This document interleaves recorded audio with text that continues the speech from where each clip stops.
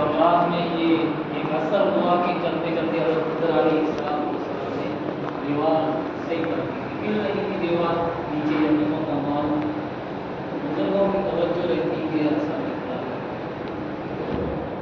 اور پھر یہ بھی معلوم ہوا کہ جیسے اپنے یہاں کہتے ہیں نا گاڑ خود خانقاہ چلانے کے لیے حفاظ مضبوط ترین خود کے الحمدللہ خاندان کے جوڑا خاندان کے بچے بہت اچھا کام پڑھ رہے ہیں، خوشی محسوس کر کے اللہ مزید توفیق عطا فرمائے، قرآن کریم کی تلاوت چاشنی لذت اور محبت عطا فرمائے، اور اس مبارک کلام کو سمجھنے کی اور اس پر عمل کرنے کی توفیق عطا فرمائے، اس کو دستور بنانے کی توفیق عطا فرمائے۔ بزرگوں اور دوستوں،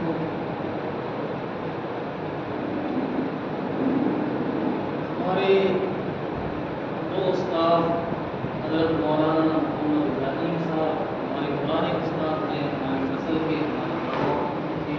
اور ہمارے استاد حضرت مولانا کمال الدین صاحب حکم دیا تو کچھ باتیں عرض کر دیتے ہیں، ورنہ بڑے ہوتے ہیں ان کے پاس نیکیاں شادی زیادہ ہوتی ہے، ذکر زیادہ ہوتا ہے، تلاوت زیادہ ہوتی ہے، ان کی باتوں میں اثر بھی زیادہ ہوتا ہے، ہمارا بھی اس میں فائدہ تھا، لیکن حکم ہے تو چند باتیں عرض کر دیں گے۔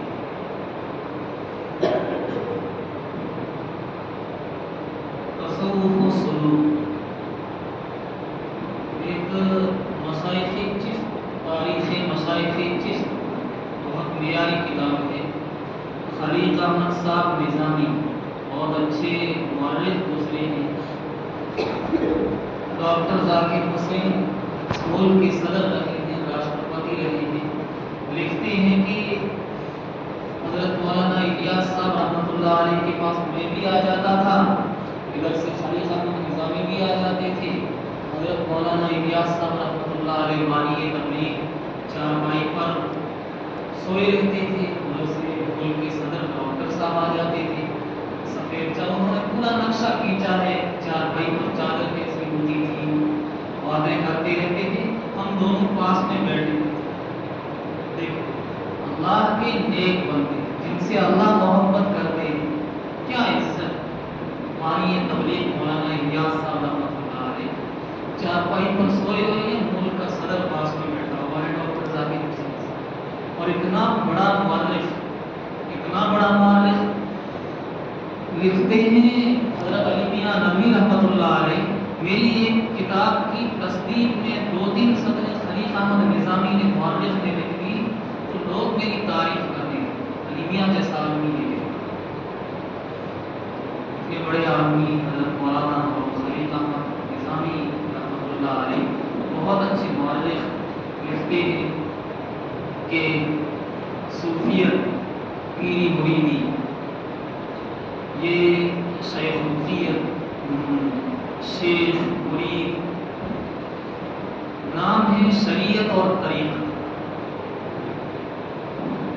شریعت ایک جسم، شریعت ایک ڈھانچہ، شریعت قرآن کریم اور احادیث نبویہ میں ایک قانون ہے، ایک بات بتا دی گئی، اور طریقت جان ہے، روح ہے۔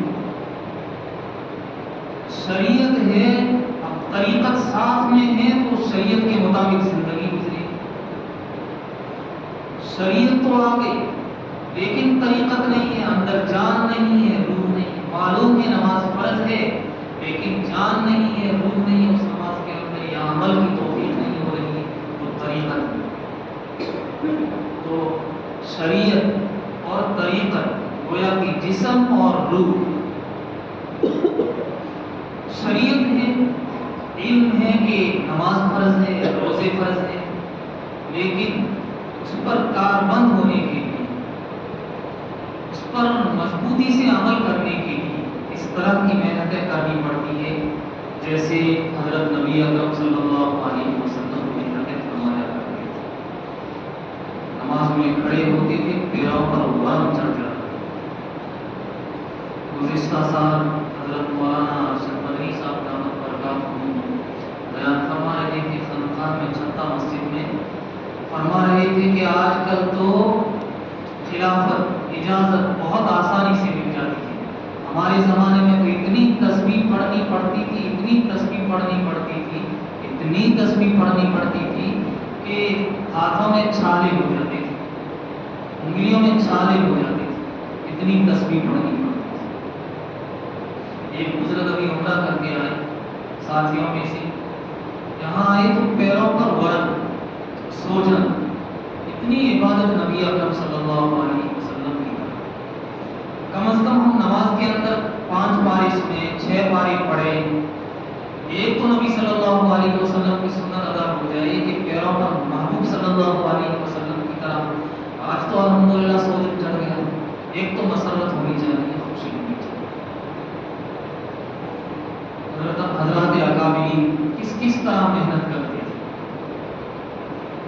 حضرت مولانا منظور نعمانی رحمۃ اللہ علیہ کے بارے میں اچھی معیاری کتاب مولانا عقیف الرحمان سنبھلی کی مولانا سلیم الرحمان صاحب کی بھی تصدیق تائید وغیرہ لکھا کہ حضرت شیخ الحدیث صاحب کے یہاں جاتے تھے، خانقاہ میں رہتے تھے، پورا مہینہ اندر رہتے تھے، باہر نہیں رہتے، اور سبق دیا. جیسے ہر طرح کا سبق ہوتا ہے، انسان بہت آگے بڑھتا ہے، اس میں بڑھتا رہتا ہے. آنکھیں بھی ذکر شروع کرتی ہیں، سانس بھی ذکر شروع کرتا ہے، دل بھی ذکر شروع کر دیتا ہے. تو حضرت مولانا منظور نعمانی رحمۃ اللہ علیہ کے بارے میں لکھا کہ صرف 15 دن کے اندر سانس میں ذکر جاری ہو. سانس اندر جا رہا ہے تو بھی ذکر کر رہا ہے، سانس باہر نکل رہا ہے تو بھی ذکر. اس لیے کہ 24 گھنٹے محنت اور 6 مہینے میں اس پر ایک دم مضبوطی آ گئی. محنت کا اثر ہوتا ہے، پوری توجہ اس کام کی طرف جو اللہ نے رسول اللہ نے دے دی، جو ہمارے شیخ نے، ہمارے بزرگ نے، جن کا سلسلہ نبی اکرم صلی اللہ علیہ وسلم تک گویا پہنچتا ہے. جیسے ہماری پیڑھی پہنچتی ہے، ہمارا نسب نامہ پہنچتا ہے. تو لوگ کس کا بیٹا، تو حنیف خان کا بیٹا، حنیف خان کس کے بیٹے، حاجی عیسی خان کے بیٹے. اس طرح نسب چلتا رہتا ہے صحیح سے. ایسے ہی ہمارے شیخ نے کس سے سبق لیا، فلاں بزرگ سے سبق لیا، فلاں بزرگ نے کس سے سبق لیا، فلاں بزرگ سے لیا، فلاں بزرگ نے کس سے لیا. اس طرح کرتے کرتے ہمارا یہ ہاتھ ملایا ہوا گویا نبی اکرم صلی اللہ علیہ وسلم سے ہاتھ مل گیا. نسبت نبی اکرم صلی اللہ علیہ وسلم سے جڑ گئی. ہمارا تعلق نبی اکرم صلی اللہ علیہ وسلم سے جڑ گیا. صحابہ سے ہو کر کے ہماری روح، ہماری طریقت، ہمارا طریقہ، ہمارا عمل، ہمارا ذکر نبی اکرم صلی اللہ علیہ وسلم سے جڑ گیا. ایک ڈورا بند گیا، ایک سلسلہ جڑ گیا. اتنا اچھا مبارک سلسلہ. یہ ایک نسب نامہ ہوگا، یہ تو خون کی حرکت ہے، لیکن یہ ہے جو روح کی حرکت ہے. اور روح کا تعلق موت کے بعد بھی رہتا ہے. مٹی میں تو صرف جسم ملتا ہے، ورنہ روح تو زندہ ہی رہتی ہے. روح کا تو جو مقام ہوتا ہے وہ روح وہاں جاتی ہے. روح زندہ رہتی ہے، موت کے بعد بھی اس روح کے ساتھ بزرگوں کا تعلق رہتا ہے. اللہ رب العزت کا بڑا انعام، کرم اور احسان ہوا کہ اللہ تعالیٰ نے یہ مبارک دن عطا فرمائے. اور ان مبارک دنوں کے اندر بزرگوں کی، اللہ کے نیک بندوں کی، بڑے بڑے علماء جو ایک عمر پار کر چکے ہیں اور جن کے پاس قرآن کریم کی تلاوت، عبادت اور ذکر کا ایک خزانہ ہے، وہ علماء ہمیں اللہ تعالیٰ نے میسر فرمائے اور ان کی صحبت اللہ تعالیٰ نے ہمیں عطا فرمائی ہے. ہمیں چاہیے کہ زیادہ سے زیادہ ہم وقت اسی طریقے سے گزاریں جس طریقے سے ہماری رہنمائی کے ہمارے علماء کرام کرتے رہیں اور ان کے سائے کے اندر رہیں. جو جتنا ماتحت رہتا ہے، جو جتنا تربیت میں رہتا ہے، جو جتنا مانتا ہے، اتنا ہی وہ چمکتا ہے. چھری جتنی گڑی جاتی ہے اتنی وہ تیز ہوتی ہے. اگر تیز نہیں ہوتی ہے اس کو پھینک دیا جاتا ہے. جو انڈا جتنا مرغی کے نیچے رہتا ہے اتنی ہی اس کی تربیت ہوتی ہے. ایسا نہیں کہ حضرت استاد الکل مولانا مملوک علی اور بڑے عالم گزرے ہیں جن کے شاگرد حضرت حجت الاسلام حضرت مولانا محمد قاسم نانوتوی رحمۃ اللہ علیہ دارالعلوم دیوبند شاہی فیروز آباد پورے ایشیا کے اندر ایک کام امام ربانی حضرت مولانا رشید احمد گنگوہی رحمۃ اللہ علیہ تو اس استاد الکل مولانا مملوک علی رحمۃ اللہ علیہ کے شاگرد یہ کوئی دو ہی نہیں تھے، اور بھی بہت سارے ان کے ساتھ تھے، لیکن چمکے ہی دو ہی تھے، اس لیے کہ ان کی خوب تربیت یہ ایسے چلے جیسے اساتذہ نے بزرگوں نے بڑوں نے ان کو خوب چمکایا تو پوری دنیا کے اندر اللہ تعالیٰ نے ان کو چمکایا۔ ورنہ ان کے ساتھیوں کے بارے میں لکھا ہے علم کے اعتبار سے دوسرے کئی گنا زیادہ تھے، حضرت نانوتوی سے کئی گنا زیادہ علم رکھتے تھے، لیکن ان کی تربیت یہی طریقہ، یہی انسان، یہی سلوک، یہی خانقاہ، یہی پیری مریدی، وہ رات کی آہیں اور وہ اللہ کی ضربیں اور وہ اللہ سے دعائیں مانگنا، بس یہ چیز ان کے ساتھ تھی۔ ایک میاں جی سے تعلق اور بزرگوں کے یہاں آنا جانا، حاجی امداد اللہ مہاجر مکی رحمۃ اللہ علیہ کی تربیت پوری دنیا کے اندر کام کریں۔ اور ان دو کے علاوہ مولانا قاسم نانوتوی رشید احمد گنگوہی کے علاوہ کوئی نام بھی سننے میں نہیں آتا۔ پھر دیکھیں حجت الاسلام حضرت مولانا قاسم نانوتوی رحمۃ اللہ علیہ کے شاگرد حضرت شیخ الہند رحمۃ اللہ علیہ کوئی اکیلے تھوڑے تھے، ان کے ساتھیوں کی فہرست لکھی ہے، اس سے سوال ہی نہیں لگا، لیکن شیخ الہند رحمۃ اللہ علیہ سے اتنا کام کیسے؟ اس لیے کہ تربیت، اس لیے کہ انہوں نے اپنے آپ کو خانقاہ سے جوڑ دیا، اس لیے کہ انہوں نے حقیقت ایک ظاہری علم پڑھ لیا، کالے کالے حروف۔ مفتی شفیع صاحب رحمۃ اللہ علیہ لکھتے ہیں علم اس کا نام نہیں ہے جو کالے کالے حروف کتابوں کے اندر لکھے ہوئے، علم اس کا نام ہے کہ اس پر عمل کتنا ہو رہا ہے، علم اس کا نام ہے کہ وہ عمل پر کتنا آمادہ کر رہا ہے۔ تو حضرت شیخ الہند رحمۃ اللہ علیہ کے ساتھ اور بھی تھے ان سے زیادہ علم والے، لیکن جو طرائے امتیاز، الگ کرنے والی چیز، ایک منفرد شخصیت بنانے والی چیز، شیخ الہند کو پوری دنیا میں چمکانے والی چیز، اور شیخ الہند کی روح کے اندر انگریزوں کو یہاں سے بھگانے کی جو طاقت پیدا ہوئی، اور شیخ الہند کا نظریہ فلسطین، افغانستان اور پوری دنیا کے اندر جو آج قائم ہوا ہے، وہ صرف اور صرف حضرت مولانا قاسم نانوتوی رشید احمد گنگوہی کی تربیت جو خانقاہ کی لائن سے ہوئی، اس تربیت کی بزرگوں اور دوستوں، یہ بہت ضروری ہے، یہ بہت ضروری چیز ہے، خانقاہ کی نظام تربیت جس کے اندر ہوگی۔ حضرت جنت کے اندر انبیاء کا رتبہ سب سے اوپر ہوگا، اونچے درجات انبیاء کے تو ہوں گے، لیکن تمام امتوں میں اس امت کا سب سے اونچا درجہ، اور اس امت میں سب سے اونچا درجہ حضرت صدیق اکبر رضی اللہ تعالیٰ عنہ۔ نبیوں کی بات میں سب سے اونچا درجہ حضرت صدیق اکبر رضی اللہ عنہ۔ اتنا اونچا درجہ کیوں ہو؟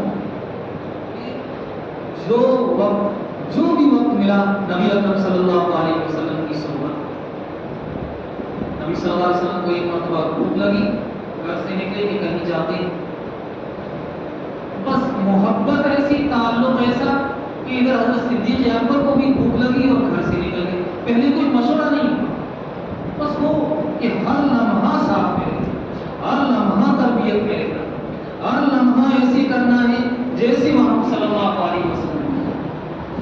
شروع میں کوئی ساتھ نہیں دے رہا بڑا بھی، صرف اکیلے حضرت صدیق اکبر رضی اللہ تعالیٰ عنہ ساتھ دے رہے ہیں، شروع میں ساتھ دے رہے ہیں، بہت پیٹا کفار مکہ نے، مشرکین بے ہوش کر دیا حضرت صدیق اکبر رضی اللہ تعالیٰ، ہوش بھی نہیں، پریشان بے ہوش ہو گئے، مار کھاتے کھاتے آخر میں کفار نے کہا دیکھ تجھے اس بات پر چھوڑ رہے ہیں کہ اب ہوش آئے تو کبھی نام مت لینا محمد صلی اللہ علیہ وسلم۔ ہوش نہیں، لکھا ہے 7 دنوں کے بعد میں ہوش آیا، 7 دنوں کے بعد ہوش آیا. ہوش آتے ہی سب سے پہلے کہ میرا محبوب کا پھر کس طرح تربیت قبول کی, کس طرح زندگی گزاری کی, جس طرح نبی اکرم صلی اللہ علیہ وسلم ہجرت میں کسی کو ساتھ میں نہیں لیا, صدیق اکبر رضی اللہ عنہ, ہر راز کی بات صدیق اکبر کے پاس. یہاں تک لکھا وفات کے بعد میں حضرت عمر فاروق رضی اللہ تعالیٰ کو ایک جنون کا طاری ہو گیا کہ آپ کا تو انتقال ہوا ہی نہیں اور نبی مرتے ہی کب ہے. صحابہ پریشان کہ نبی کی وفات ہوتی ہے کہ نہیں, کوئی معاملہ سنبھالنے والا نہیں. لیکن پوری زندگی جو تربیت میں رہا اسی نے آ کر کے, یعنی حضرت صدیق ابو بکر صدیق رضی اللہ تعالیٰ نے آ کر کے معاملہ سنبھالا. انک میت و انا میتون, پہلے بھی نبی آئے ہیں, آپ کی بھی وفات ہوئی ہے, بوسہ دیا سے. اور حضرت عمر فاروق رضی اللہ تعالیٰ نے سے کہا تم تو بڑے جلالی تھے, تمہارا بڑا نام چلتا تھا, تمہارا ڈنکا بجتا تھا, تمہاری تلوار تو بہت چمکتی تھی, آج ایسی کیسے باتیں کر رہے ہو, کیا ہو گیا؟ ایک دم سنبھالا, سب صحابہ کو سنبھالا اور کہا میرا تمام معاملات کو سنبھالا, خلافت کیسے قائم کرنی ہے. چند دنوں لکھا ہے 5-6 مسجدیں رہ گئی, تمام معاملات کو حضرت صدیق اکبر رضی اللہ تعالیٰ نے سنبھالا. مرتد ہونے لگ گئے, زکوٰۃ کا انکار کرنے لگے, صحابہ ساتھ نہیں جا رہے تھے. صدیق اکبر رضی اللہ تعالیٰ نے فرمایا میری تربیت کی ہے, میں محبوب کے ساتھ رہا ہوں, میں اکیلا جاؤں گا جنگ کرنے کے لیے زکوٰۃ کا انکار کرنے والوں سے. یہ تربیت کا اثر, تربیت کا اثر تو جنت میں سب سے اونچا درجہ. یہ خانقاہ کا اثر, یہ اس نظام کا اثر, جو جتنا اپنے بڑوں کی بات مان کر کے ان کی دعائیں لیتے ہیں. واقعی ہوتا ہے کہ اختر شاہ صاحب رحمۃ اللہ علیہ حضرت خانوی کے بڑے خلیفہ, انہوں نے لکھا ہے بڑے بڑے بزرگوں کے حضرت مفتی تقی صاحب وغیرہ ان سب کے بزرگ, انہوں نے لکھا ہے کہ ایک مرتبہ ہم ہردوئی میں بیٹھے تھے, شاہ الحق صاحب بھی تھے اور بھی 2-3 بڑے بڑے, حضرت مولانا شاہ عبدالغنی مجددی پھولپوری رحمۃ اللہ علیہ اور بڑے بڑے بزرگ. تو عصر بعد کا وقت تھا, فرمایا کہ حضرت شاہ صاحب رحمۃ اللہ علیہ, شاہ الحق صاحب رحمۃ اللہ علیہ نے اعلان فرمایا کہ آج کوئی بات چیت نہیں, کوئی بیان نہیں, صرف اتنا عمل ہوگا کہ جو ہمارے یہ شاہ عبدالغنی صاحب موجود ہیں ان کا دیدار ہے, اور اس طرح دیدار, اس طرح نظر سے نظر ملائیں گے کہ نظر ہٹنی نہ ہو. نظر اور توجہ کا اثر, صحبت کا اثر. کئی بزرگوں سے سنا کہ دیکھا گیا ایسے کئی اساتذہ کہتے ہیں کہ حضرت قاری صاحب کی صحبت میں ہم اثر بعد بیٹھ رہتے ہیں تو استغفار پڑھنا اور معاملات میں بہت آسانی ہوتا. کئی بزرگوں کو دیکھا سفر کیا علاقے کا تو ان کے مریدوں میں 1-2 مہینے تک بہت اچھا اثر ہوا, تلاوت بھی ہو رہی ہے, ذکر بھی ہو رہا ہے, اور پھر وہ سستی والی کیفیت محسوس ہوتی ہے. اور ہوتا بھی ہے جو نبی صلی اللہ علیہ وسلم کے زمانے میں وحی اترتی تھی اور صحابہ موجود, آپ صلی اللہ علیہ وسلم کی مکمل تربیت, وہ معاملہ بعد میں نہیں رہا. اسی لیے تو فرمایا خیر القرون قرنی, آپ نے فرمایا بہترین زمانہ میرا زمانہ, خیر القرون قرنی ثم الذین یلونہم ثم الذین یلونہم, پھر ان کا جو مجھ سے متصل ہے اور پھر ان کا جو مجھ سے متصل ہے. ہم سے جو بڑے ہیں اور ہمارے جو بزرگ ہیں اور ہماری جو تربیت کر رہے ہیں ان کا زمانہ ہمارے زمانے سے کئی گنا بہتر. ہم غور کریں گے تو بھی محسوس ہوگا, ہم باتیں نہیں کرتے پہلے ایسا ہوتا تھا, وہ آدمی ایسا اچھا تھا, کا زمانہ نبی صلی اللہ علیہ وسلم سے ملا. تو سلوک اور طریقت بزرگوں اور دوستوں نام ہے اس کا کہ جو شریعت کے اندر باتیں ہیں ان تمام پر ہمارا عمل ہوتا ہے. ہمارا جسم بھی آپ سب پڑھ رہے تھے وقالوا لجلودهم لما شهدتم علينا قالوا انطقنا الله الذي انطق كل شيء. کل قیامت کے دن یہ آنکھیں بھی ہماری خلاف گواہی دیں گی, زبان بھی ہمارے خلاف گواہی دے گی, ران بھی ہمارے خلاف بولے گی, پیر ہمارے خلاف بولے گی. اللہ تعالیٰ سے وہ زبان اور لوگ کہیں گے آپ آپ تو سب آج ہمارے خلاف ہو گئے. تو سامنے یہ سارے اعضاء بول کر کے گواہی دیں گے, بول کر کے کہیں گے, خلاف نہیں ہوئے. اللہ تعالیٰ ہر چیز کو بولنے کی طاقت دیتا ہے. ایک زبان گوشت کا ٹکڑا ہے, لوزڑا ہے, اس کو بولنے کی طاقت دے گی تو ہمیں بھی دے گی. ہاتھ کہے گا مجھے بھی بولنے کی طاقت دے گی, کان کہے گی مجھے بھی بولنے کی طاقت دے گی. اب طریقت اس کا نام ہے کہ جو قرآن کے اندر ہے, جو حدیث کے اندر ہے, جو ہم نے شریعت کے اندر پڑھا ہے, جو مسائل ہے, جو باتیں ہیں, ان سب پر عمل ہو جائے. ان سب پر عمل ہو جائے گا تو ہمارا پورا کا پورا جسم, اور جسم میں خاص طور سے یہ جو گردن سے اوپر کا حصہ, اس کی حفاظت بہت زیادہ ضروری ہوا کرتی ہے. کان سے کوئی گناہ نہ ہو جائے, آنکھ سے کوئی گناہ نہ ہو جائے, زبان سے کوئی گناہ نہ ہو جائے, منہ سے کوئی غلط چیز نہ چلے, اور کوئی غلط چیز نہ سن لے. یعنی اس حصے کا خاص دخل ہے گناہ سے بچنے میں شریعت کے اندر, طریقت کے اندر. اگر ہم اس سلسلے میں, اس راستے پر مضبوطی سے چلتے رہیں گے تو ہمارا جسم شیطان کا تابع نہیں رہے گا, نفس کا غلام نہیں رہے گا, بلکہ نتیجہ یہ ہوگا کہ ہمارا جسم جیسے حضرت نانوتوی رحمۃ اللہ علیہ کا ہوا, صدیق اکبر کا ہوا, حضرت گنگوہی کا ہوا, ایسے انشاءاللہ ہمارا جسم بھی انشاءاللہ شریعت کا اور قرآن و حدیث کا تابع ہو جائے گا. Thanks for watching. Don't forget to like, comment, share and subscribe to Al Wahid channel.